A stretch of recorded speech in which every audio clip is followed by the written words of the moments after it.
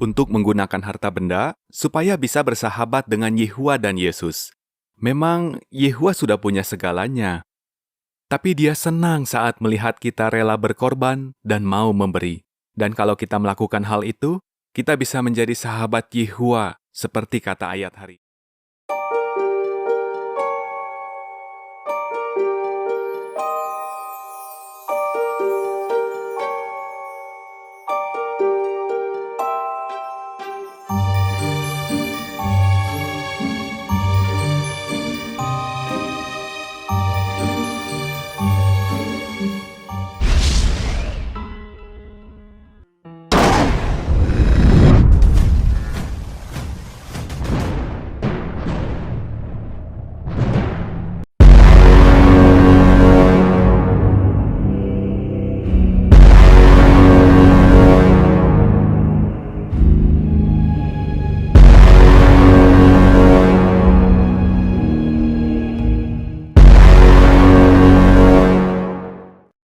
Sebuah video yang ditayangkan di bulan September tahun 2022, di situs resmi Saksi-Saksi Yehua, yaitu jw.org dengan judul, "Gunakan Kekayaan yang Tidak Benar untuk Mendapat Sahabat", menyampaikan hal yang sangat menarik untuk dikaji.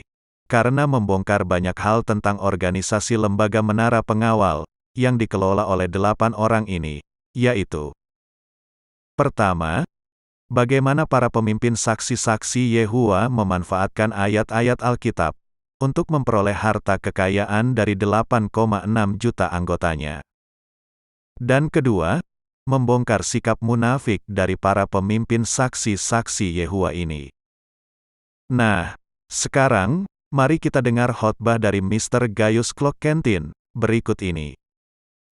Kita diingatkan ayat hari ini untuk menggunakan harta benda supaya bisa bersahabat dengan Yehua dan Yesus.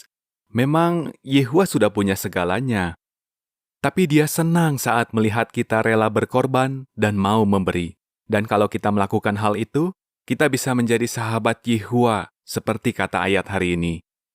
Nah, prinsip ini sebenarnya sudah dijalankan dari dulu. Salah satunya Daud. Kita tahu kalau Daud sangat ingin bersahabat akrab dengan Yehua. Tapi, di 2 Samuel, pasal 24, diceritakan kalau Daud mengalami keadaan yang sulit. Yehua marah kepada Daud, karena Daud berbuat dosa. Jadi, apa yang Daud lakukan supaya bisa menjadi sahabat Yehua lagi? Setelah Daud bertobat dan mengalami akibat dari kesalahannya, dia disuruh untuk mendirikan mezbah di tempat pengirikan Arauna. Ternyata, Arauna rela memberikan tempatnya secara gratis kepada Daud. Nah, bagaimana reaksi Daud? Coba kita baca di 2 Samuel 24, ayat ke-24. Tapi Raja Daud berkata kepada Arauna, "Jangan, saya harus membelinya dari kamu dengan suatu harga. Saya tidak akan mempersembahkan korban bakaran kepada Yehua Allah saya tanpa pengorbanan di pihak saya." Maka Daud membeli tempat pengirikan itu. Jadi, Daud memang bisa bersahabat lagi dengan Yehua karena dia bertobat dan mau mengikuti petunjuk Yehua. Tapi, seperti yang kita baca, Daud paham. Supaya Yehua bisa senang, dia harus memberi dari hartanya sendiri. Atau seperti kata ayat harian kita, dari kekayaan yang tidak benar. Jadi Daud senang memberikan hartanya untuk Yehua. Nah, bagaimana kita bisa memberi seperti Daud? Coba kita bahas caranya dalam 3 bidang berikut. Secara pribadi, sebagai satu sidang, dan sebagai satu organisasi. Ini penting supaya kita bisa bersahabat dengan Yehua.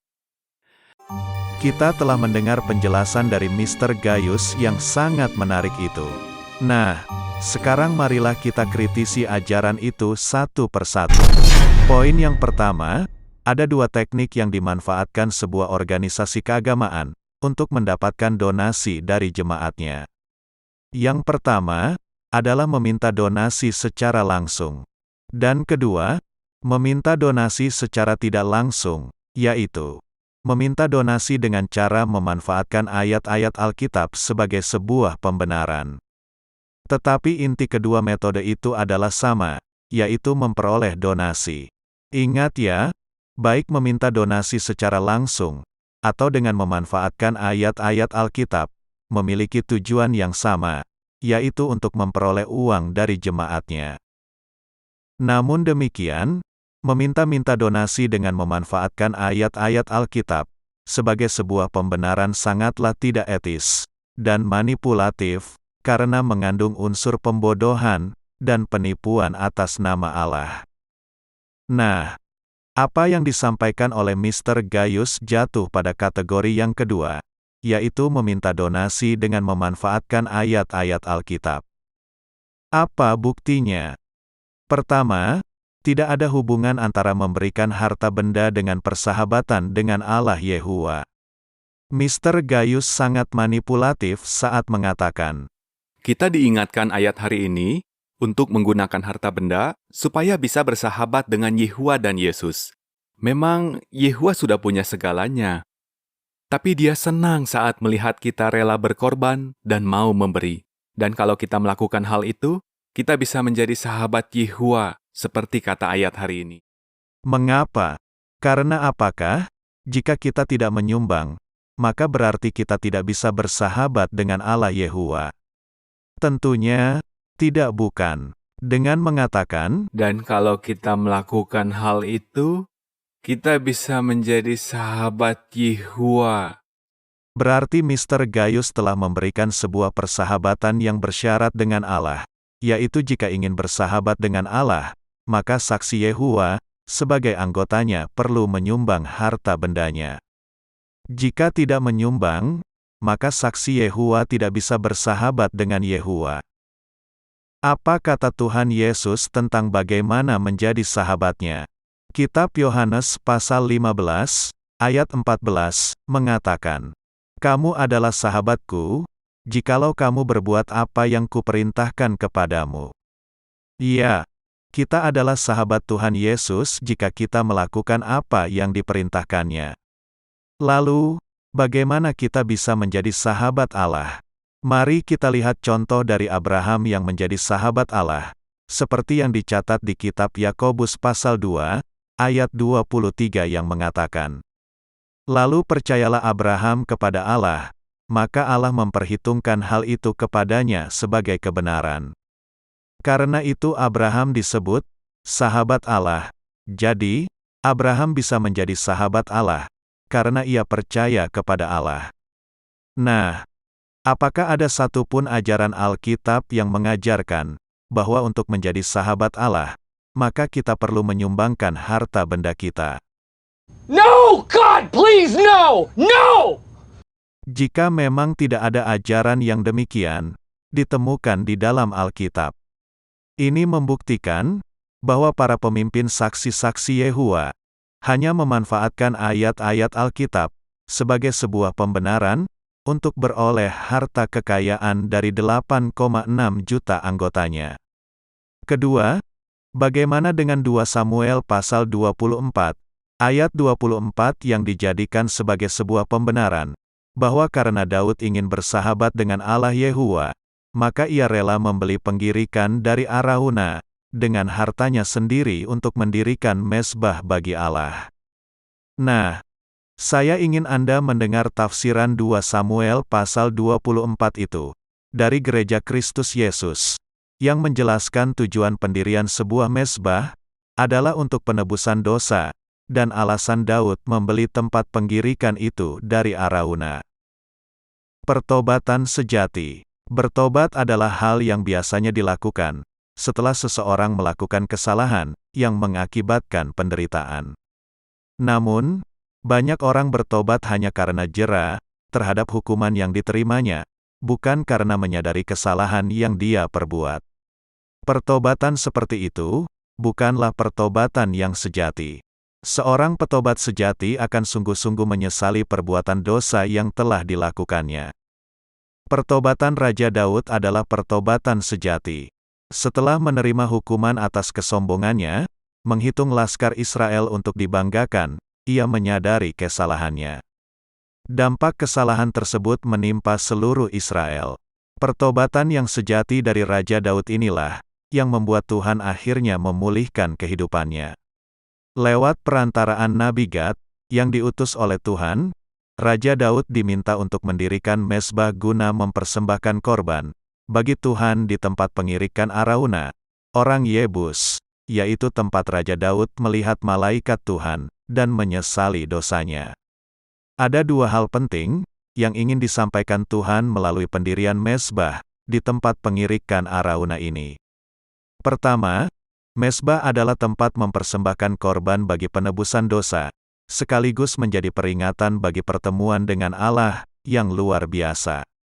Oleh karena itu, meskipun Arauna telah mengemukakan niatnya memberikan lahan itu kepadanya untuk dibangun mezbah, Raja Daud memutuskan untuk membeli lahan itu daripadanya sebagai tanda bahwa ialah yang seharusnya berkorban dan menanggung kesalahan, bukan orang lain.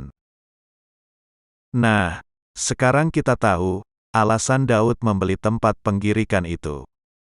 Dan Daud telah menunjukkan sebuah pertobatan yang sejati. Jelas tidak ada hubungannya dengan memberikan harta benda kepada Yehuwa. Sekarang kita masuk ke poin yang kedua, yaitu sikap munafik pemimpin tertinggi saksi-saksi Yehuwa. Dan khotbah dari badan pimpinan yang meminta-minta uang donasi ini, sudah saya bahas di video nomor 132. Link video bahasannya ada di kolom deskripsi. Mari kita mendengar khotbah dari salah satu badan pimpinan saksi-saksi Yehuwa berikut ini. Kita akan membahas tentang uang. Memang, organisasi Yehuwa tidak pernah meminta-minta uang. Tapi itu bukan berarti kita tidak boleh membahas tentang uang. Sejak dulu, organisasi Yehuwa punya pandangan yang seimbang tentang itu. Dulu, Menara Pengawal pernah mengatakan, tidaklah pantas untuk meminta-minta uang dengan mengatasnamakan Tuhan seperti yang dilakukan oleh kebanyakan gereja. Menurut kami, meminta-minta uang dengan mengatasnamakan Tuhan adalah suatu penghinaan. Itu tidak pantas dan tidak akan mendatangkan berkat bagi para pemberinya maupun tujuan uang itu digunakan. Jadi, kita tidak perlu dipaksa untuk memberikan uang kita. Kita mau menyumbang dengan rela untuk mendukung pekerjaan kerajaan. Dan itu berlaku sampai sekarang. Tapi, tidaklah salah untuk membahas tentang uang, khususnya sekarang pada hari-hari terakhir. Karena uang Anda sudah mendengar khotbah dari Mr. Morris itu. Pertanyaannya adalah, benarkah para pemimpin saksi-saksi Yehuwa tidak pernah meminta-minta uang atas nama Allah? Mari kita kembali mendengar khotbah dari Mr. Gaius berikut ini, untuk membuktikan kemunafikan dari pemimpin tertinggi saksi-saksi Yehuwa itu. Kita diingatkan ayat hari ini untuk menggunakan harta benda supaya bisa bersahabat dengan Yehuwa dan Yesus. Memang Yehuwa sudah punya segalanya, tapi Dia senang saat melihat kita rela berkorban dan mau memberi. Dan kalau kita melakukan hal itu, kita bisa menjadi sahabat Yehuwa, seperti kata ayat hari ini. Jadi, apa yang Daud lakukan supaya bisa menjadi sahabat Yehuwa lagi? Seperti yang kita baca, Daud paham. Supaya Yehuwa bisa senang, dia harus memberi dari hartanya sendiri. Atau seperti kata ayat harian kita, dari kekayaan yang tidak benar. Jadi Daud senang memberikan hartanya untuk Yehuwa. Nah, bagaimana kita bisa memberi seperti Daud? Coba kita bahas caranya dalam 3 bidang berikut.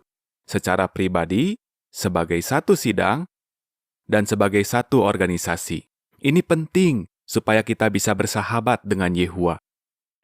Nah, apakah dengan mengatakan bahwa Ini penting supaya kita bisa bersahabat dengan Yehuwa. bukankah dengan mengaitkan persahabatan dengan Allah Yehuwa dengan menyumbang harta kekayaan, berarti secara halus dan tidak kentara, pemimpin saksi Yehuwa sedang meminta-minta uang atas nama Allah. Dan tidak itu saja, sebenarnya, para pemimpin saksi Yehuwa sedang memaksa anggotanya untuk menyumbangkan uangnya, jika ingin bersahabat dengan Yehuwa. Setujukah Anda, jika sebenarnya para pemimpin saksi Yehuwa adalah para orang munafik, yang mulutnya penuh dengan tipu daya? Sayangnya, 8,6 juta saksi-saksi Yehua tidak sadar sedang diperdaya oleh para pemimpin saksi-saksi Yehua. Jika Anda seorang Kristen yang menyaksikan channel ini, tolong share channel ini kepada saudara Kristen lainnya. Cara termudah untuk menghindari tipu daya dan penyesatan saksi-saksi Yehua adalah dengan informasi. Semakin banyak orang Kristen yang tahu ajaran saksi Yehua yang sebenarnya, semakin sulit saksi Yehua merekrut orang Kristen menjadi anggota organisasi ini.